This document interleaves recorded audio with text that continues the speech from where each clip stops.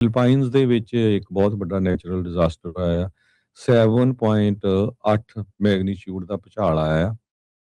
35 ਤੋਂ ਵੱਧ ਜਿਹੜੀਆਂ ਬਿਲਡਿੰਗਸ ਆ ਕਮਰਸ਼ੀਅਲ ਜਿਹੜੀਆਂ ਉਹ ਇੱਕ ਤਰ੍ਹਾਂ ਨਾਲ ਕਲੈਪਸ ਵੀ ਹੋਈਆਂ ਹੈਗੀਆਂ ਆ ਤੇ 35 ਦੇ ਕਰੀਬ ਲੋਕ ਜਿਹੜੇ ਆ ਉਹ ਮਰੇ ਵੀ ਆ ਤੇ 200 ਤੋਂ ਵੱਧ ਜੋ ਆ ਲੋਕ ਫੱਟੜ ਵੀ ਹੋਏ ਹੈਗੇ ਆ।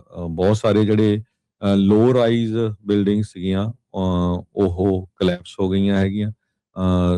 ਜਨਰਲ ਸੈਂਟੋਸ ਨਾਮ ਦਾ ਜਿਹੜਾ ਸ਼ਹਿਰ ਆ ਉੱਥੇ ਇਹ ਜਿਹੜਾ ਭੁਚਾਲ ਮੇਨ ਸੈਂਟਰ ਸੀ ਉਹਦੇ ਲਾਗੇ ਤੇ ਲੈਂਡਸਲਾਈਡ ਵੀ ਆਏ ਹੈਗੇ ਪ੍ਰੋਵਿੰਸ ਆਫ ਸਰੰਗੰਗੀ ਕਰਕੇ ਜਿਹੜਾ ਦੱਸਿਆ ਗਿਆ ਆ। ਤੇ ਉੱਥੇ 13 ਦੇ ਕਰੀਬ ਲੋਕ ਮਾਰੇ ਗਏ ਆ। ਰੇਨੇ ਪੁੰਜ਼ਾਲਨ ਇੱਕ ਪ੍ਰੋਵਿੰਸ਼ੀਅਲ ਡਿਜ਼ਾਸਟਰ ਮਿਟੀਗੇਸ਼ਨ ਆਫੀਸ਼ਲ ਆ ਉਹਨਾਂ ਨੇ ਰੇਡੀਓ ਦੇ ਉੱਤੇ ਇੱਕ ਗੱਲਬਾਤ ਕਰਦੇ ਹੋਏ ਦੱਸਿਆ ਹੈਗਾ ਆ। ਸੋ ਇਹ ਮੇਜਰ ਜਿਹੜਾ ਭੁਚਾਲ ਆਇਆ ਹੈਗਾ ਫਿਲੀਪੀਨਸ ਦੇ ਵਿੱਚ ਇਸ ਸਾਲ ਦਾ ਸਟਰੋਂਗੈਸਟ ਆ ਸਭ ਤੋਂ ਜ਼ਿਆਦਾ।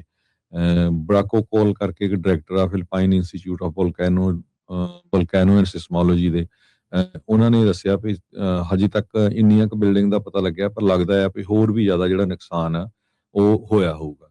ਸੋ ਲੋਕ ਘਰਾਂ ਤੋਂ ਭੱਜ ਕੇ ਬਾਹਰ ਸੜਕਾਂ ਦੇ ਉੱਤੇ ਜਿਹੜੇ ਆ ਗਏ।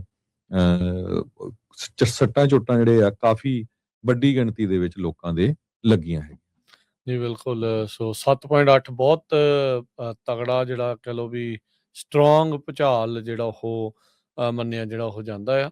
ਸੋ ਕਹਿੰਦੇ ਵੀ ਇਸ ਦੇ ਕਰਕੇ ਇੱਕ ਗਲੈਨ ਕਰਕੇ ਸ਼ਹਿਰ ਆ ਉੱਥੇ ਲੈਂਡਸਲਾਈਡ ਵੀ ਵਾਪਰ ਗਿਆ ਜਿਹਦੇ ਵਿੱਚ 3 ਜਿਹੜੇ ਉੱਥੇ ਪਿੰਡ 'ਚ ਰਹਿਣ ਵਾਲੇ ਲੋਕ ਆ ਉਹਨਾਂ ਦੀ ਮੌਤ ਹੋਈ ਆ।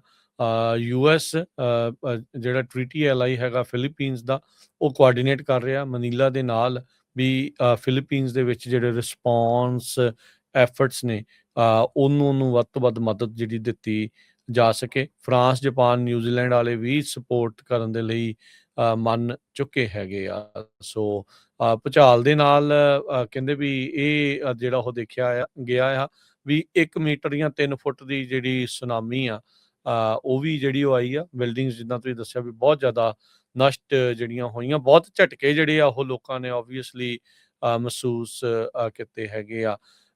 ਜਰਨਲ ਸਾਂਟੋਸ ਕਰਕੇ ਜਿਹੜਾ ਕਿ ਇੱਕ ਪੋਰਟ ਸਿਟੀ ਆ ਜਿੱਥੇ 7 ਲੱਖ ਤੋਂ ਵੱਧ ਪਾਪੂਲੇਸ਼ਨ ਆ। ਟੂਨਾ ਫਿਸ਼ ਜਿਹੜੀ ਉਸ ਦੀ ਸਭ ਤੋਂ ਵੱਡੀ ਐਕਸਪੋਰਟ ਇੰਡਸਟਰੀ ਆ ਉੱਥੇ ਵੀ ਬਹੁਤ ਜ਼ਿਆਦਾ ਨੁਕਸਾਨ ਪਹੁੰਚਿਆ ਆ। 4 ਲੋਕ ਅਜੇ ਵੀ ਹਰਜੋਤ ਸਿੰਘ ਜੀ ਮਿਸਿੰਗ ਨੇ ਤੇ ਉਹ ਆਪਾਂ ਜਿਹੜਾ ਉਹ ਦੱਸਦੇ ਜਾਈਏ ਵੀ ਇਸ ਟਾਈਮ ਮਦਦ ਉਹਨਾਂ ਦੇ ਲਈ ਕਰਨ ਦੇ ਲਈ ਦੂਰੋਂ ਨੇੜਿਓਂ ਜਿਹੜੀ ਮਦਦ ਆ ਉਹ ਪਹੁੰਚ ਰਹੀ ਆ।